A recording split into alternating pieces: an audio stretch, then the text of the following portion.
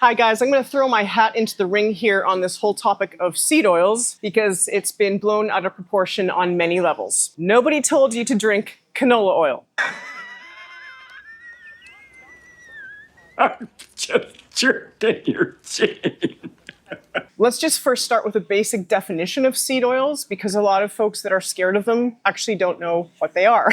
They are quite simply vegetable oils that are extracted from the seeds of plants, like sunflower, grapeseed, canola, and sesame seeds. They're used in cooking and processed foods because of their very neutral flavor and something called a high smoke point, which just means they can withstand very high cooking temperatures. That's kind of their main uses. Now, having said all that, they are a staple in packaged foods, processed foods, chips, cookies, crackers, etc. So it's sort of time to take a deeper dive into the fatty acid composition of these oils and then take into context your diet shouldn't be full of processed and packaged foods. So that's sort of a clue to what's coming. So let's just talk a little bit about fat types. Very, very superficial on this topic, okay? Because if you have a better understanding of fat types, you'll be able to understand this topic a little bit. So fats can be broken down into saturated and unsaturated. Okay, so saturated fats are solid at room temperature, unsaturated fats are liquid at room temperature. Now, you can break unsaturated fats down further into two categories called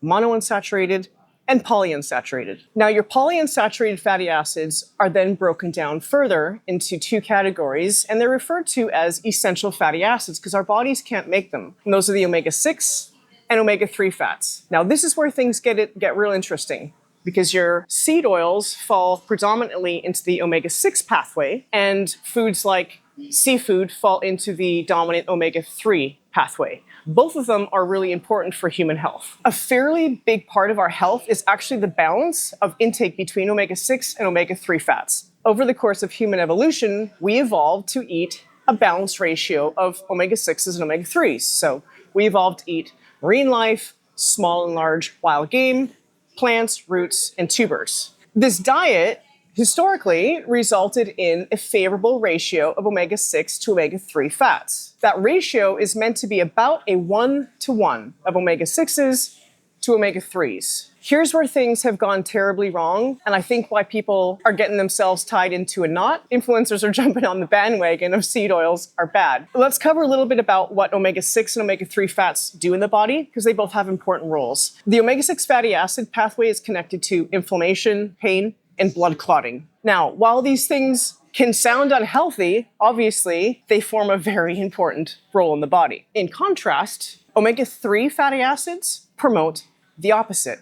Okay, so they are anti-inflammatory, associated with blood vessel dilation, anticoagulation effects, as well as decreases in pain. So I'm hoping you can see kind of the ebb and the flow of what the omega-6 pathway does and what it's responsible for primarily, and what the omega-3 pathway is and what it's responsible for. And the key is that those two are working in tandem. Let's take a look at really what's gone wrong here. Is that the modern diet, and by modern I mean folks that eat dominantly processed and packaged foods all day and have very low protein and essential fatty acid intake, what's gone wrong is that your omega-6 to omega-3 ratio has gone way far away from a 1-to-1-ish ratio, up as high as 6-to-1, 20-to-1 in favor of the omega-6 pathway. That's the key. It's not that omega-6 fatty acids and seed oils are causing all these massive problems. It's that your ratio of intake has gone from like even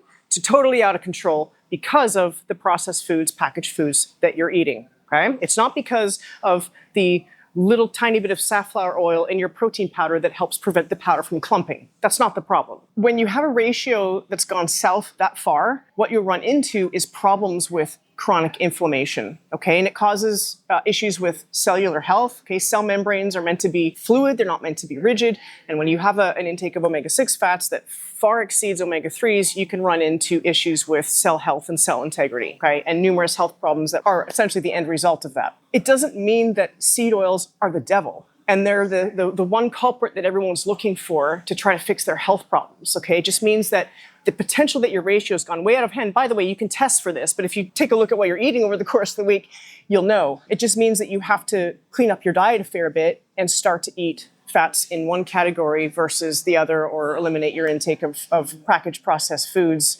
if that's what you're dominantly living on. So what do you do instead to keep your head on straight and start to strike a healthy balance of these fats? Number one, if your diet's built totally randomly and off of food that you get from the gas station most of the time, cut that out. And as we talked about many times before, start to integrate high quality proteins, vegetables, and healthy fats into your diet. Eat foods that contain both omega-3 and omega-6 fatty acids. Obviously, it's great to consume seafood. And if your diet's super low in omega-3 fats, because you don't eat any seafood, start to integrate supplemental omega-3 fats into your diet. Also, it's okay to include sunflower seeds. It's okay to cook in vegetable oils. They have a high smoke point. Maybe not all the time, but you don't have to avoid them like the plague. Consume flaxseed, consume pumpkin seeds, consume sesame seeds. Really look to strike that balance of fat intake. Also to include butter, animal fats. So eat from the whole spectrum when it comes to fat intake, and make sure you're not obese or on your way to getting obese. And if you are, again, just start doing the basics, get your calorie intake in check your food quality, start training, and just start to reverse out of being overweight and obese. Just to summarize, do a little bit of study on your fats, okay? And just understand that in the polyunsaturated pathway, you've got your omega-3 and your omega-6 fatty acids. They're called essential fatty acids for a reason. We need to draw from both in our diet. It doesn't mean that omega-6s are bad and should be avoided, and that omega-3s are a superhero. It means that they're meant to work in tandem. The ratio should be about a 1-to-1. You can get a blood test to determine your omega-6 to omega-3 ratio. It's not a test I run very often for my clients, but if you suspect it's an issue contributing to your health concerns, you can certainly get that run and just consume a wide variety of fats from the plant kingdom as well as the animal kingdom. You're probably going to be fine.